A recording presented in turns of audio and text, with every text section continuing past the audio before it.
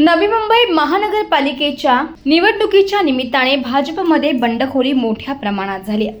त्यामुळे भाजपच्या बंडखोरांनी थेट भाजपच्याच उमेदवाराला काही ठिकाणी आव्हान दिल्याचं चित्र पाहायला मिळते। त्यामुळे अखेर भाजपने नवी मुंबईतील बंडखोरांना निलंबित करण्यात आलं आहे।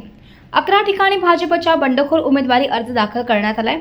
यात भास्कर यमगर, जयेश चिचिले, जयेश थोरवे, संपत शेट्टी, सीवी रेड्डी, मंगल घरत, पांडुरंग आमले, सुहासिनी नायडू, दत्ता घंगाळे, अश्विनी घंगाळे, अलका शर्मा या भाजपच्या 11 पदाधिकाऱ्यांवर भाजपकडून निलंबित कारवाई करण्यात आली।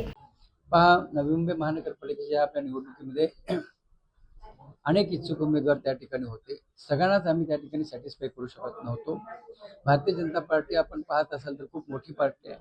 या ठिकाणी आमदार भारतीय जनता पार्टीचे आहेत, मंत्री महोदय भारतीय जनता पार्टी, सत्ता भारतीय जनता पार्टी, कार्यकर्त्यांमध्ये उत्साह आहे आणि त्या उत्साहामध्ये प्रत्येकाला वाटतं मला त्या ठिकाणी उमेदवारी मिळाली पाहिजे। परंतु 111 उमेदवार फक्त आम्ही देऊ शकत होतो।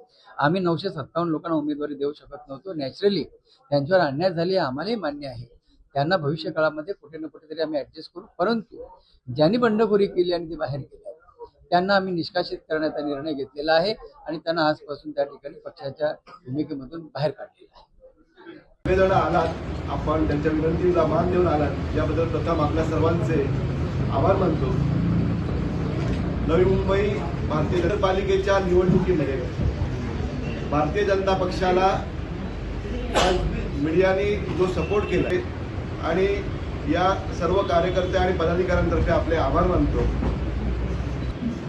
आपल्या काही पदाधिकाऱ्यांनी अपक्ष फॉर्म भरून किंवा दुसऱ्या पक्षात प्रवेश करून पक्षातून निलंबित करण्याचा जो आहे निर्णय या ठिकाणी अत्यंत जड अंतकरणाने आम्हाला घ्यावा लागतोय। भारतीय जनता पक्ष हा एक शिस्तबद्ध पक्ष आहे। शिस्तभंगाची कारवाई ही करावीच लागते। मी आपल्याला त्यांची बंडखोर उमेदवारांची आणि ज्यांनी दुसऱ्या पक्षात प्रवेश केलाय अशांची मी यादी आपल्याला वाचून दाखवतो।